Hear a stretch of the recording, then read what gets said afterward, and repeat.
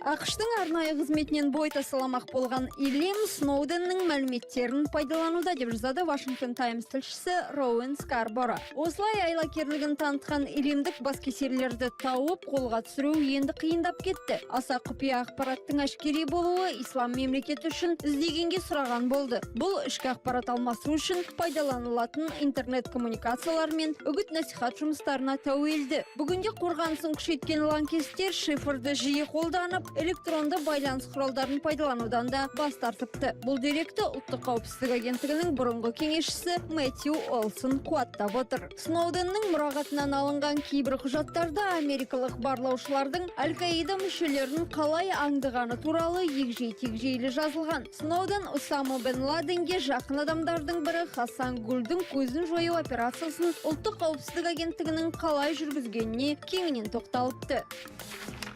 Әлемдік жаңа тәртіптің ерекшеліктері туралы Foreign Affairs баяндайды. Қарқынмен дамыған технологиялық прогресс еңбек ресурстары үшін қолайлы болды. Ал енді бірі капиталдың үлесі басым екендігіне мән береді. Дегенмен бұл пікірді ұстанушылар технологиялардың еңбек пен капиталдың жаңа көзін табатынын жоққа шығарады. Өйткені машиналар адам еңбегін бұрын соңды болмаған деңгейде алмастыруда. Арзан жұмыс күшін ұсынушылар мен қолында капиталы барлардың болашағы жоқ. Өйткені оларды келешекте автоматизация толығымен алмастырады. Бұл ретте инновациялар мен жаңа өнімдерді, қызмет түрлері мен бизнес үлгілерді ұсынғандардың айы оңынан тумақ. Сондықтан еңбек пен капиталды қоса алғанның өзінде де идея тапшылығы орын алуы мүмкін. Алтын бастаманы көтергендердің жолы оңғарылып, табысқа қол жеткізе алады. Осыған қарап жаһандану тарихы қайталанғанын білуге болады. Бірақ одан да жойқын автоматтандыру дәуірі келе жатыр. Бұл ретте жасанды ақыл-ой, робот техникасын, үшті баспа секілді ғылым жетістіктерін айтуға болады. Ғылым саласындағы бұл жетістіктер дамушы елдердегі біліктілігі төмен жұмысшылар үшін ауыр тиеді. Біздің ұрпақтарымыз жұмысты аз жасап, бізден де тәуір өмір сүруі мүмкін. Бірақ еңбек пен оның ақысын төлеу мәселесінде келіспеушіліктер орын алуы ықтимал. Мұның салдары мен зардабы да ауыр болмақ. Өйткені тұрақты өсімді қамтамасыз ету әдеттегі бизнеске жұмсалар қажыр қайраттан да көп күшті қажет етеді. Сондықтан қателіктер жібермес үшін өзгерістер мен ілгерілеушіліктерді уақытылы меңгеру қажет деп аяқтайды мақала авторы.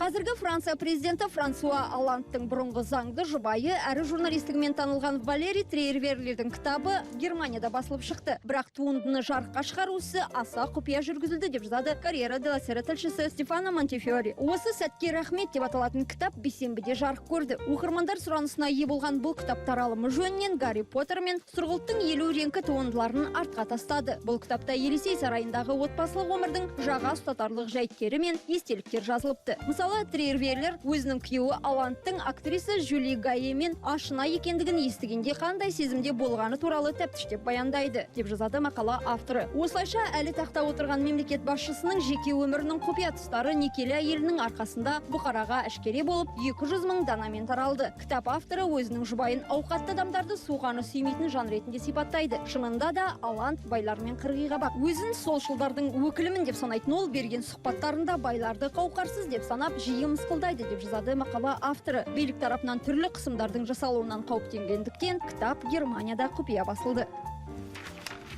Мансап қуған қыз-келіншектердің қызмет барысында ер азаматтарға есесін жиі жіберіп алатыны ғалымдар мен жұмырбасты пенделерді әлі күнге толғандырып келеді. Кейбіреулер мұны әйелдердің осалдығымен байланыстырады. Осылайша бұл құбылыс олардың жынысымен, когнитивті және эмоционалдық ерекшеліктерімен түсіндіріледі. Бұл пікірдің қаншалықты шындыққа жанасатыны тәжірибе барысында дәлелденгенімен, әйелдің ішкі әлемін нақты өмірде егжей-тегжейлі зерттеу әлі күнге мүмкін болмай келеді деп жазады жазушы Джессика Нордел New Republic басылымында. Ал жынысын өзгерткен адамдар бұл пікірталасқа қатысты өз байламын өзінше жеткізеді. Өйткені трансгендерлер қызметін өзгерте бермейді. Тіпті бұрынғы жұмысын бәз-баяғыша атқара береді. Сондықтан өздерінің кәсіби қызметіндегі гендерлік факторлар туралы олар өзгелерден көбірек біледі. Мысалы, Стэнфорд университетінің биологы Бен Барс 40 жасқа дейін барбара болыпты. Өзіне қызмет барысында күле қарағандарға мән бермеуге тырысқан. Бірақ жынысын өзгерткеннен кейін өмірі күрт өзгеріпті.